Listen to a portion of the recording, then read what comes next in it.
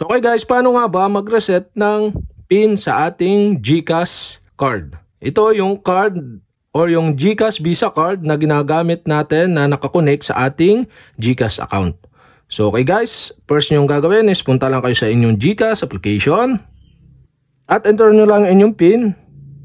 At kapag nandito na kayo sa inyong GCash homepage, okay, punta lang kayo dito sa View All at scroll down nyo at punta kayo sa Manage section. Dito makikita nyo yung card. Okay, tap nyo lang yung card. At dito sa GCash card, meron akong active na GCash Visa card. Ito na nga yung ating i-reset yung pinakang PIN or password nitong GCash Visa card na to. So okay, tap na lang natin itong GCash dun sa may kanan at yan, dito kayo mapupunta. So ganito, may makita kayo ditong reset card button dito sa may bandang kaliwa. So tap nyo lang at may matatanggap kayo na 6-digit code na isesend doon sa inyong GCash mobile number. Tapos pag natanggap nyo, enter nyo lang dito.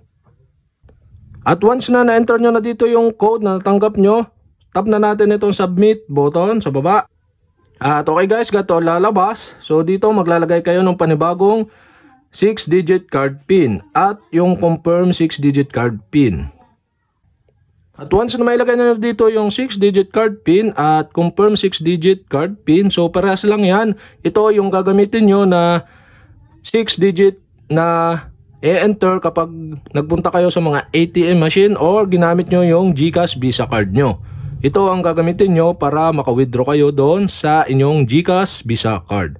Okay, tap na natin yung next button sa baba. At okay guys, yun, reset card PIN successful. So okay guys, ganun lang kadali mag-reset ng PIN sa ating GCash Visa card. Okay? So sa may mga katanungan dyan, mag-comment lang kayo below at kapag hindi ko pa kayo subscriber, mag-subscribe lang kayo sa aking YouTube channel. I-click nyo lang ang subscribe button at ang bell para updated kayo sa mga video tutorial like this. Okay? Salamat sa panonood.